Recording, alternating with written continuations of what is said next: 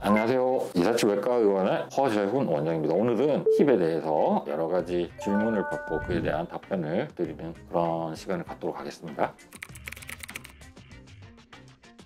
어떤 시술이든지 위험할 수 있죠. 어떤 수술도 위험할 수 있고요. 심지어 보톡스도 위험하다면 위험하죠. 어떻게 하느냐가 중요한 것이고, 원료와 어떤 시술 방법을 통해서 하느냐가 제일 중요한 거가 될 것 같고요. 현재 지금 제가 알고 있기로는 가슴 유방 절제술을 받으신 분들 계세요. 유방암 때문에. 그러면 우리가 그걸 마스텍tom이라고 하는데 한쪽 유방을 날리는 거죠. 그렇게 되면 나중에 하나가 없기 때문에 굉장히 힘들게 남은 삶을 지내야 되는데, 퀄리티 오브 라이프를 위해서 가슴을 절제하고 나서 거기에 필러를 넣어서 스페이스를 확보를 해 놓는 거예요. 1년 정도 지난 다음에 거기다가 보형물을 넣어가지고 다시 양쪽 사이즈를 맞춰주는, 그걸 위해서 지금 가슴 쪽에 들어가는 필러도 대학병원에서 승인을 지금 받고 있는 걸로 알고 있어요. 그래서 위험하지만 그걸 안전하게 하는 게 중요한 거라고 대답을 드릴 수 있겠네요.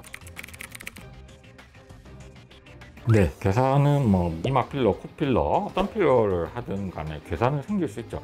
괴사라는 거는 이제 혈관을 필러가 막아버리는 건데, 니들이나 이런 것들이 혈관을 찔러서 혈관에 필러가 들어가게 되면은 그쪽으로 가야 되는 피를 막아버리는 거다. 그러면은 네크로시스 괴사가 오는 거고, 괴사가 온다는 거는 그 조직이 썩는다는 거죠. 그래서 뭉퉁한 캐뉼라를 이용해서 시술을 해야 되고, 최대한 혈관을 안 다치는 포지션으로 시술하는 게 중요하다고 하죠. 이런 캐뉼라를 힙할 때는 쓰고 있고, 얘는 혈관을 쳐내버리는 애지만 얘는 혈관이 바뀔 수도 있어요, 이 힙에서는. 그래서 FDA에서도 3mm 정도의 캐뉼라를 쓰라고 공고사항이 돼 있고, 이것도 3mm 정도 되는 캐뉼라이기 때문에 이렇게 길고 다이아미터가 두꺼운 그런 캐뉼라를 써야지 괴사를 피할 수 있고, 그 다음에 레인지도 넓겠죠. 힙이라는 거 자체가 레인지가 넓기 때문에 이렇게 짧고 얇은 캐뉼라를 쓰게 되면은 힙을 커버할 수가 없겠죠. 그래서 그런 거를 써서 그런 괴사의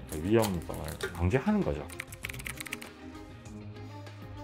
기본적으로 원료는 똑같죠. 히알루론산 필러를 쓰고 있고요. 이제 점도, 탄성도 이런 것들을 이제 7년, 8년 이렇게 계속 하다 보면은 우리가 슈팅이라고 하죠. 슈팅만 했을 때 느낌으로도 이제 적합한 탄성과 점성을 찾아가지고, 현재 제약회사랑 콜라보를 해서 지금 11월 말 정도에 저희의 네이밍을 달아가지고 나오는 필러가 11월 한 말부터 공급되기로 돼 있고요. 이제부터는 그거를 이제 쓸 예정이고요.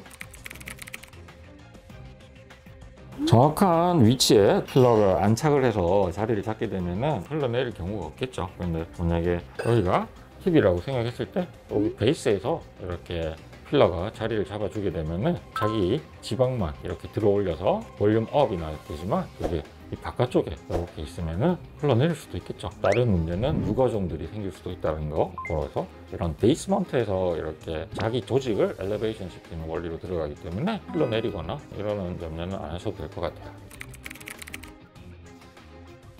30cc를 이렇게 하게 되면은 볼컵이 되겠죠. 그런데 400cc가 들어간다. 그러면 얘가 밑에서 얘를 들어 올리는 거죠. 이렇게 이 레인지가 훨씬 넓기 때문에 이 조직 자체를 들어 올리는 거라서 400cc가 필요하죠. 30cc 가지고도 껍데기만 이렇게 볼록볼록해지는 거죠. 그냥 속딩 강정이라고 얘기하면 되겠네요. 이거를 밑에서 이렇게 들어 올려줘야 되는 거죠. 그러려면은 상당히 많은 양의 필러가 필요하다는 거.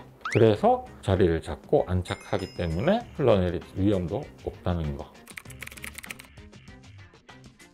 그건 본인이 원하는 거에 따라서 다른데요. 보통은 아까도 말씀드렸다시피 기본적으로 다들 효과를 원하기 때문에 보통 200~300cc씩 한쪽당 이렇게 권유를 해드리고, 많이 하시는 분들은 1000cc 까지도 하신 분이 계세요. 저희 병원에서. 제가 알기로는 그런 케이스를 접해본 병원은 아마 없을 것 같아요. 제가 생각할 때는. 왜냐면은 비용도 비용이고 진짜 어떻게 보면 하드코어 하다, 그죠? 10kg 이렇게 들어간 건데 3년간 추적 관찰을 계속했고 지금도 잘 지내고 계시고, 그래서 그런 10kg라는 용량을 한 사람한테 이렇게 계속해서 관찰을 했던 이런 경험은 상당히 중요한 것 같고요. 그게 진짜 필요해서 업으로 생각해서 투자가 되거나 그걸로 인해서 또 다른 어떤 세컨더리 게인을 얻으실 수 있는 분들이 하시는 게 저는 적당하다고 생각하고, 아니면은 내 평생의 진짜 꿈의 목표다 그거라고 하시면 그렇게 하셔도 되고요. 그렇게까지 뭐 하시는 거는 연예인이나 뭐 BJ나 뭐 그런 분들한테 적용이 되는 부분이고, 일반적인 삶을 사시는 분들은 한 300 정도면 충분하지 않을까 생각해요. 처진 엉덩이 때문에 힙필러 시술을 하겠죠. 처진 거를 개선하기 위해서. 그렇게 보시면은 처졌다, 그죠? 우리가 여기서 볼륨을 준다. 이렇게 하면 올라가죠. 이렇게 처져 있을 때는 하단부에서 볼륨을 줘서 이렇게 올려야 되는 거야.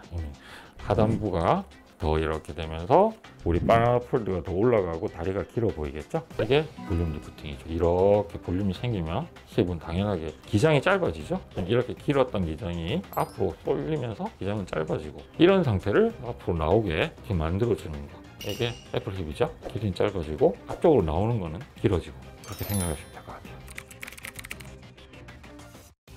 만약에 이렇게 정확하게 들어가 있다 그러면은 여기 들어가 있는 건지 알기 때문에 다시 석션기를 넣어서 녹여서 뽑아낼 수가 있죠. 그런데 밖에서 막 이렇게 해놨다 이러면은 어디 있는지 몰라요. 기본적으로 우리가 넣을 때는 뺄 때도 생각해야 되거든요. 그게 가장 기본인데 안 되는 경우가 많아요. 그래서 그게 상당히 중요하고요. 들어가는 위치를 자기가 정확하게 알고 있어야 나중에 뺄 때도 정확한 위치에서 뽑을 수 있겠죠. 그래서 그런 해부학적 지식이 상당히 중요하다는 거 말씀드리고 싶은데, 근육을 이렇게 월크아웃을 시키면 힙딥이 없어진다라고, 이렇게 운동을 하면 힙딥이 좋아진다, 이거는 저는 동의를 할 수가 없죠. 엘라스틱 홈 리프팅은 테리에서 만들어내는 실의 이름이죠. 그래서 걔네들은 40대에서 50대가 사실은 좋겠죠. 힙이 밋밋한 거죠. 그런 분들한테 적용증이 되는데,